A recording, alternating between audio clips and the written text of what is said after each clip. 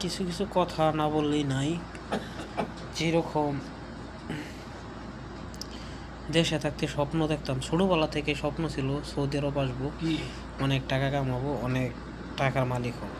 কিন্তু হয়তোবা স্বপ্নটা 20-25 বছরের ভিতরে পূরণ হয় নাই, কিন্তু 25 থেকে 30-এর ভিতরে পূরণ হয়েছে।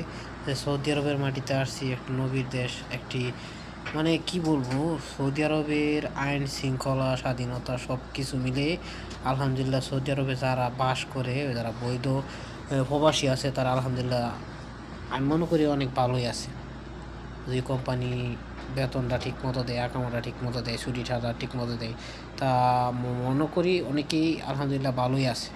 তা আমিও ভালো আছি, কিন্তু আমার মনে অনেক স্বপ্ন ছিল সৌদি আরব পয়সা 60-70 হাজার টাকা কামায়া অল্প দিনে বড়লোক হবো। কিন্তু হয়তোবা আমার এই স্বপ্নটা আসলে স্বপ্নই রয়ে গেলো, কিন্তু বাস্তবতা আর হইল না।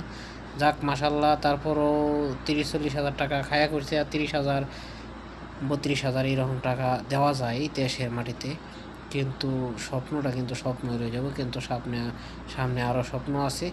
আর এই স্বপ্ন বাস্তবায়নের জন্য যতটুকু চেষ্টা এবং যতটুকু চেষ্টা করা লাগে ইনশাল্লাহ করব। আর আপনারা সকলে দোয়া করবেন সৌদি আরবের মাটিতে যারা কাম শিখা এবং ভাষা শিখে আসতে পারেন, তাহলে তারা ইনকাম করতে পারবেন। আর যারা কাম জানেন না, ভাষা জানেন না, তারা হয়তোবা 2-3 বছর হয়তোবা ইনকাম করতে পারবেন না, হয়তোবা 2-3 বছর পরে হয়তোবা কাম জানলে, ভাষা জানলে হয়তোবা ইনশাল্লাহ মোটামুটি ভালো টাকায় ইনকাম করতে পারবেন।